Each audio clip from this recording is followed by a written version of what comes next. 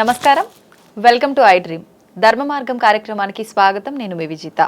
ప్రస్తుతం మనతో పాటు ఉన్నారు ప్రముఖ జ్యోతిషులు శ్రీ నందిబట్ల శ్రీహరి శర్మ గురువు గారు. ఇప్పుడు వారితో మాట్లాడి మరిన్ని విషయాలు తెలుసుకుందాం. నమస్కారం గురుగారు. వాగర్థావివ సంపృక్తౌ వాగర్థ ప్రతిపత్తయే జగతః పితరౌ వందే పార్వతీ పరమేశ్వరౌ. సదాశివసమారంభాం శంకరాచార్య మధ్యమాం అస్మదాచార్య పర్యంతం వందే గురు పరంపరాం. ఆదిత్యాయ చ సోమాయ మంగళాయ బుధాయ చ గురు శుక్ర శనిభ్యశ్చ రాహవే కేతవే నమః. శృంగేరి జగద్గురు పీఠాధిపతులకి కంచి పీఠాధిపతులకి నమస్కారములు తెలియజేసుకుంటూ కార్యక్రమాన్ని ప్రారంభిద్దాం. గురుగారు, మనకు శ్రావణ మాసంలో వచ్చే ప్రతి రోజు కూడా ఒక ప్రత్యేకత ఉంది. ఈ మాసం అంతా కూడా మనం చాలా చక్కగా ఒక పండగ వాతావరణం లాగానే జరుపుకుంటాము. ఎక్కువగా ఆధ్యాత్మిక మార్గంలో పరిగెడుతూ ఉంటాం ఈ నెలంతా కూడా. అలా చూసుకుంటే ఎక్కువగా శనివారానికి కూడా ఒక ప్రత్యేకమైన స్థానం ఉందనే చెప్పాలి ఈ శ్రావణ మాసంలో.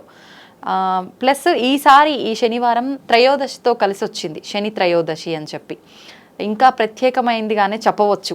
నిజంగా ఆ రోజు మనకు శని దోషాలు ఉన్న వాళ్ళు ఏ రకంగా ఉపయోగించుకోవచ్చు అంటారు శని త్రయోదశి రోజు? మీరు అన్నమాట చాలా వాస్తవం. ఎందుకంటే శ్రావణ మాసం అంతా కూడా ప్రతిరోజు ఒక పుణ్యతిథి లాంటిదే. అందున శనివారం నాడు శనివారంగా వెంకటేశ్వర స్వామిని ఆరాధన చేస్తారు ఎక్కువగా. ఆంజనేయ స్వామిని కూడా ఆరాధన చేస్తారు. అయితే శని త్రయోదశులు అనేటువంటివి ప్రతి సంవత్సరం వస్తూ ఉంటాయి. కానీ అత్యంత అరుదుగా ఈ యొక్క శ్రావణ మాసంలో రావడం మాత్రం విశేషం. అంటే అనేకమైనటువంటి 33 కోట్ల దేవతలు పూజలు అందుకునే మాసము శ్రావణ మాసం. కాబట్టి ఆ శ్రావణ మాసంలో ఈ శని భగవానికి సంబంధించినటువంటి శని త్రయోదశి పర్వదినం కూడా రావడం కూడా చాలా విశేషం. ఈ నెల 17వ తారీఖు రోజున, అలాగే 31వ తారీఖు రోజున, అంటే పౌర్ణమి ముందు అమావాస్య ముందు ఈ త్రయోదశిలో శని త్రయోదశులు అయిపోయాయి. 2 శని త్రయోదశులు వచ్చాయి. ఎవ్రీ టైం 2 వస్తాయా గురుగారు? ఈసారి అలా ఒక్కొక్కసారి వస్తాయమ్మా. అంటే ఈ యొక్క శ్రావణ మాసంలో 2 శని త్రయోదశులు వచ్చాయి, 17వ తారీఖు రోజున, 31వ తారీఖు రోజున. కాబట్టి ముఖ్యంగా శని త్రయోదశి రోజున ఎవరైనా కానీ ఇప్పుడు మనం చెప్పుకోబోయేటువంటి విధి విధానాన్ని ఆచరించవచ్చు. ముఖ్యంగా శని త్రయోదశి రోజున ఏంటంటే పూర్వజన్మ కర్మదోషము తొలగిపోతుంది. ముఖ్యంగా కర్మదోషం తొలగించుకోవాలనుకునే వాళ్ళందరూ కూడా ఈ యొక్క శని త్రయోదశిని మనం ఉపయోగించుకోవచ్చు. అంటే ఏంటి, ఇక్కడ ప్రధానంగా గత జన్మలలో చేసినటువంటి కర్మదోష ప్రభావాలే ముఖ్యంగా ఈ యొక్క శని రూపంలో మనం ఎదుర్కొంటూ ఉంటుంటాం. శని కష్టాలు పెడుతున్నాడు, ఎక్కడ తగిలాడరా, శని భగవాన్లా తగిలాడరా అని కొంతమందిని మనం అంటుంటుంటాం. అంటే దీని అర్థం ఏంటంటే విడవకుండా కష్టాలు పెట్టేటువంటి యొక్క అధికారం ఒక్క శని భగవానికి మాత్రమే ఉంది. అంటే మనం దీన్ని గమనించుకుంటే ఏ విధంగా శనికి యొక్క అధికారం వచ్చింది అని అంటే, మనం గత జన్మలలో మనం ఎన్నో రకాలైనటువంటి మంచి పనులు చెడు పనులు చేసి ఉంటాం. వాటికి సాక్షిభూతుడు ఎవరు? సూర్య భగవానుడు.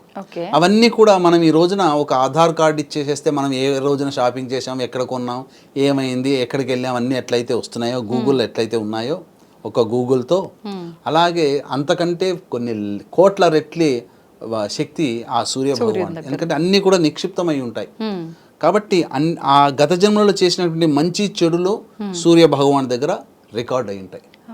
ఈ జన్మలో మనం పుట్టాం కదా, పుట్టినప్పుడు ఈ జన్మల్లో మనం అనుభవించే కష్టాలైనా, నష్టాలైనా, సుఖాలైనా, దుఃఖాలైనా, యోగాలైనా, భోగాలైనా శని భగవానుడు అధికారి అవుతాడు, అందించే అధికారి. ఇప్పుడు మనం కష్టపడుతున్నాము అని అంటే దాని అర్థము గత జన్మలో చేసినటువంటి కర్మఫలాలు శని భగవాన్ ద్వారా మనం ఎదుర్కొంటాం. సుఖపడుతున్నామన్నా కూడా శని భగవాన్ యొక్క అనుగ్రహమే అని చెప్పవచ్చు. అందుకనే మనం గమనించుకుంటే ఏలిన నాటి శని ప్రభావం జరుగుతున్నటువంటి సందర్భంలో స్వర్గీయ నందమూరి తారక రామారావు గారు ముఖ్యమంత్రి అయ్యారు. ఒకసారి కాదు, బర్తరఫ్ చేసినా మళ్ళీ నెగ్గి మళ్ళీ రెండోసారి ముఖ్యమంత్రి అయ్యారు. కానీ ఇబ్బందులు పడతారంట. కానీ శని ప్రభావం వల్ల యోగాలు కూడా కలుగుతాయి. యోగించే శని ప్రభావం ఉన్నప్పుడు అనన్య సామాన్యమైన యోగాలు కలుగుతాయి.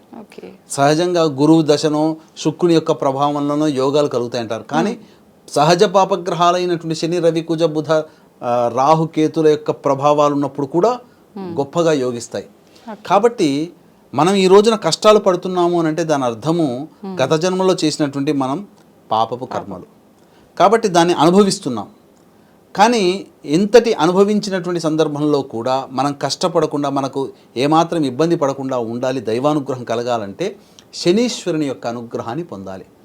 అయితే ఇది ఎవరు చేసుకోవాలి అని అంటే సహజంగా శని సంచారం చేస్తున్నటువంటి రాశిని అనుసరించి ఏలిన నాటి శని ప్రభావం ఈ రాశిలో వాళ్ళకు ఉంటుంది. అంటే మకర కుంభమీన రాశుల వారికి ఏలినాటి శని ప్రభావం, వృషభ రాశి వారికి కంటక శని ప్రభావం, కర్కాటక రాశి వారికి అష్టమ శని ప్రభావం, అలాగే వృశ్చిక రాశి వారికి అర్ధాష్టమ శని ప్రభావము, మిథున తుల రాశి వారికి యోగ శని ప్రభావం, సింహరాశి వారికి దాంపత్య శని ప్రభావం. వెరసి వృషభ మిథున కర్కాటక సింహ తుల వృశ్చిక మకర కుంభమీన రాశిలో ఉన్న వాళ్ళకి శని ప్రభావం ఉంటుంది.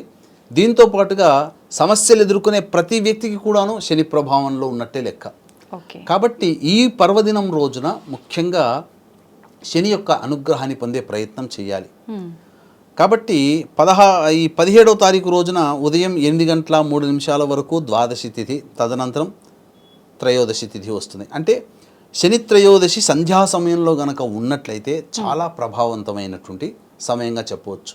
మన అదృష్టం కొద్దీ శ్రావణ మాసంలో 17వ తారీఖు రోజున 31వ తారీఖు రోజున సంధ్యా సమయంలో శని త్రయోదశి అనేటువంటిది కూడా ఉంది. కాబట్టి సంపూర్ణముగా ఆ యొక్క శని యొక్క అనుగ్రహాన్ని మనం ఈ యొక్క కేవలం ఈ రాశులనే వాళ్లే కాకుండా సమస్త విధమైనటువంటి కష్టములు, నష్టములు, దుఃఖాలు ఎదుర్కొనేటువంటి వాళ్ళందరూ కూడా జాతకంలో వాళ్ళ జాతకం పరిశుద్ధమైపోయి గొప్పగా జాతకం కూడా శక్తివంతం కావాలి అంటే ఈ శని త్రయోదశి రోజున ఖచ్చితంగా కొన్ని పరిహారాలు పాటించుకోవాలి.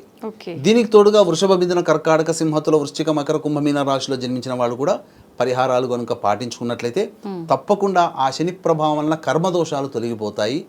అంటే బాగా అంటే చెప్పాలి అంటే ఒక క్రిమి లార్వాగా రూపాంతరం చెంది ప్యూపాగా మారిన తర్వాత తిరిగి మళ్ళీ సీతాకోకచిలుగా మారినప్పుడు రెక్కలతో ఎలా అయితే వెళ్ళిపోతుందో కర్మదోషం కూడా అలాగే తొలగిపోయినటువంటి వ్యక్తికి రెక్కలు వచ్చిన సీతాకోకచిలుకగా ఎంతగా ఎగిరిపోతాడో కష్టములు కూడా అంతగా ఎగిరిపోతాయి. ఆనందంగా సీతాకోకచిలుక ఎలా అయితే ఆనందంగా పైకి ఎగురుతుందో జీవితం కూడా అంత ఆనందంగా ఉన్నత స్థాయిలో ఈ యొక్క శని ప్రభావం నుంచి బయటపడినటువంటి వ్యక్తులకు ఉంటుంది, విముక్తి పొందుతారు కష్టాల నుంచి. కాబట్టి దీన్ని దృష్టిలో పెట్టుకుని ఈ యొక్క 17వ తారీఖు రోజున 31వ తారీఖు రోజున శని త్రయోదశులు వచ్చాయి. కాబట్టి వృషభ మిథున కర్కాటక సింహతుల వృశ్చిక మకర కుంభమీన రాశిలో జన్మించిన వారికి శనిదోష పరిహారార్థమై శనీశ్వర హోమం, అఘోర పాశుపత మంత్ర హోమం, అలాగే వివాహ, విద్య, ఉద్యోగ, దాంపత్య, అనారోగ్య సమస్యల నివారణకి 18 రకాల హోమాదులు కేవలం 1500 రూపాయల రుసుముకి చేయించడం జరుగుతుంది. అలాగే మా ఆధ్వర్యంలో ఒక్కొక్క క్షేత్రంలో ప్రతి నెలలో జరుగుతాయి. మీ కుటుంబ సభ్యుల గోతనామాదులతో కూడా నమోదు చేసుకోవచ్చు. అవకాశం ఉన్న వాళ్ళు కార్యక్రమాన్ని కాంటాక్ట్ చేసి పూర్తి వివరాలు తెలుసుకోవచ్చు. ఇక ఆ శని త్రయోదశి రోజున ఎటువంటి పరిహారాన్ని పాటించాలి అని అన్నప్పుడు ఉదయం 7:52 వరకు ఈ యొక్క దుర్ముహూర్తం ఉంటుంది. కాబట్టి ఉదయాన్నే కాలకృత్యాదులన్నీ తీర్చుకొని 8:30 కల్లా శివాలయము, అలాగే నవగ్రహాలు ఉన్నటువంటి దేవాలయం శివాలయంలోనే ఉంటాయి.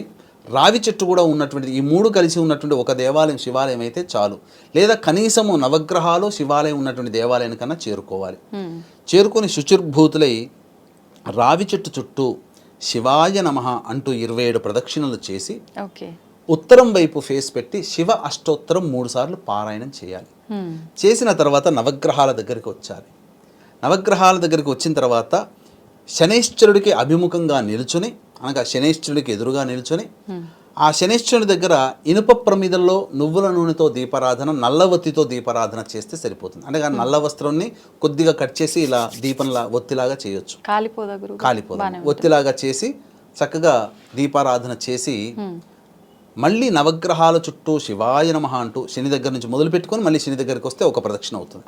ఆ విధంగా 27 ప్రదక్షిణలు చేసిన తర్వాత స్వచ్ఛమైనటువంటి నల్ల నువ్వుల నూనెతో శనైశ్వరుడికి అభిషేకం నమక మంత్రంతో కానీ, లేదా శివాయ నమః అనుకుంటున్నైనా, లేదా ఓం శనైశ్చరాయ నమః అనుకుంటున్నైనా అభిషేకం చేయాలి. చేసిన తర్వాత అన్నము, నల్ల నువ్వులు కలిపినటువంటి ముద్దలు 8 ముద్దలు ఒక డొప్పలలో పెట్టి శనైశ్వరుడికి నైవేద్యంగా పెట్టాలి.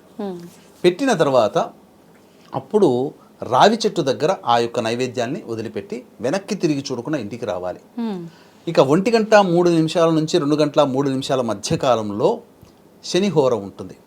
కాబట్టి ఆ సమయంలో దగ్గరలోని వృద్ధాశ్రమం కన్నా, లేదా వికలాంగుల స్థావరానికైనా, లేదా మీకు ఇంటికి దగ్గరలో ఎవరైనా వికలాంగులున్నా, వృద్ధులున్నా, పారిశుద్ధ్య కార్మికులు ముఖ్యంగా ఆ పారిశుద్ధ్య కార్మికులకి తినే పదార్థాలు బ్రెడ్డో బిస్కెట్లో లేకపోతే కనీసం ఛాయ్ తాగడానికైనా 10 రూపాయలు ఇచ్చి ఓకే. రండి.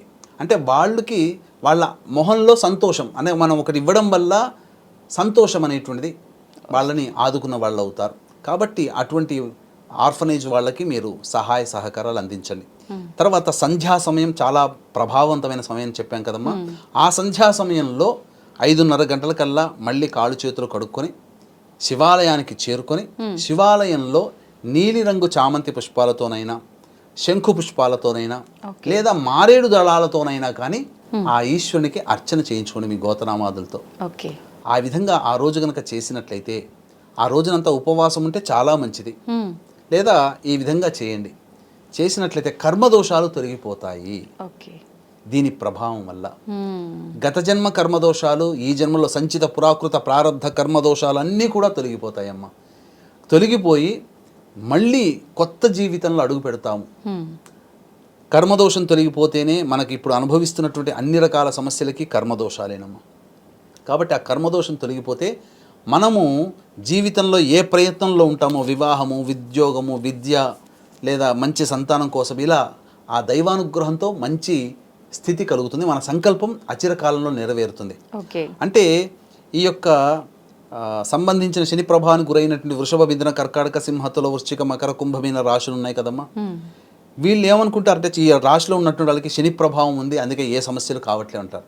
కానీ ఇక్కడ గమనించాల్సింది ఏంటంటే మంత్రం బ్రాహ్మణాధీనం, దైవం మంత్రాధీనం, తన్మంత్రం బ్రాహ్మణాధీనం. కాబట్టి మన పరిహారాలు మనం చేసుకోవాలి. మానవ పరిహారాలుగా చేసుకోవాలి, దైవ పరిహారాలుగా చేసుకోవాలి. ఏ సమస్యకైనా 2 రకాల పరిహారాలు ఉంటాయి. ఒకటి మానవ పరిహారం. ఇప్పుడు మనం మనకి ఏదైనా అనారోగ్యం వచ్చింది, డాక్టర్ దగ్గరికి వెళ్ళాం. డాక్టర్ సూచించేటువంటిది వైద్య పరిహారం, మందులు. మానవ పరిహారం ఏంటి? ఏ సమయంలో వేసుకోవాలి, అన్నం తిన్న తర్వాతనా, తినకముందా, ఎటువంటి పథ్యం చేయాలి, ఇవన్నీ మానవులుగా మనం చేయాల్సింది. వైద్య పరిహారం మందు. అలాగే సమస్యకి దైవ పరిహారం కోసం వచ్చినప్పుడు మంత్ర పరిహారము, అలాగే మానవ పరిహారం, దైవ పరిహారం అనేవి ఉంటాయి. మానవ పరిహారం అంటే మనం చేయగలిగినటువంటి, మీరు చేసుకోగలిగేటువంటివి ఆ దేవాలయంలో ప్రదక్షిణలు చేయడము, అభిషేకం చేయడం మానవ పరిహారంగా చేసుకోండి. మంత్ర పరిహారం అంటే మా ఆధ్వర్యంలో 17వ తారీఖు 31వ తారీఖు నాడు జరిగే కార్యక్రమంలో పాల్గొనడం. ఇలా చేసుకోవాలి. అంటే ఏంటి దీని యొక్క ముఖ్య ఉద్దేశం అంటే సమస్యలు తప్పిపోవమ్మా. ఇది చేయడం వల్ల ఏదో సినిమాల్లో చూపించినట్టుగా సమస్యలు పారిపోవు. సమస్యలు వస్తాయి, కష్టాలు వస్తాయి. కానీ వర్షం వచ్చినప్పుడు, ఎండలో ఉన్నప్పుడు గొడుగును మనం ఆధారంగా చేసుకొని మన పనులు ఎలా చక్కబెట్టుకుంటామో ఆ గొడుగే దైవము, దైవ అనుగ్రహం. ఆ దైవానుగ్రహాన్ని మనం పెట్టుకొని మన పనులు మనం చేసుకుంటాము. ఎంతటి వర్షం వచ్చినా మనం సేఫ్గా ఉంటాం కదా. ఎన్ని కష్టాలు వచ్చినా మన మనస్సుని, మన శరీరాన్ని బాధ పెట్టకుండా కష్టాలు వస్తాయి. కానీ దైవం అనే గొడుగు అనేటువంటి దైవ అనుగ్రహంతో ఆ కష్టాలని, సమస్యల్ని మనం దాటుకుంటామని దీని యొక్క అర్థంగా మనం భావించాలమ్మా. ఓకే. కానీ చాలామంది అనుకుంటారు ఎన్ని పూజలు చేసినా ఏం చేసినా ఏం తగ్గుతుంది, ఏం పోతుంది, ఎందుకు అసలు చేయడమే వేస్ట్ అని చెప్పి ఒక రకమైన భావనలోకి వెళ్ళిపోతారు గురుగారు. చాలా దైవానుగ్రహం పొందాలమ్మా. నలదమయంతులకే తప్పలేదమ్మా, పాండవులకే తప్పలేదమ్మా. మనమెంతటి వారము, అంతటి వీరాది వీరుడు శూరులైన పాండవులకే శని యొక్క ప్రభావం వల్ల వాళ్ళు అడవుల బాట పట్టాల్సి వచ్చింది, అజ్ఞాతవాసం చేయాల్సి వచ్చింది. నలదమయంతులు వివాహం చేసుకున్న సందర్భంలో నలుడికే చెప్తాడు, నేను నిన్ను నీ దగ్గరికి రాబోతున్నాను, జాగ్రత్తగా ఉండు అని. కానీ నలుడు కూడా ఏం చేయలేకపోయాడు. దాంపత్య విభేదం ఏర్పడింది. మళ్ళీ నలుడు ఆ శనీశ్వరుని అనుగ్రహాన్ని పొంది మళ్ళీ దంపతులు ఒకటయ్యారు.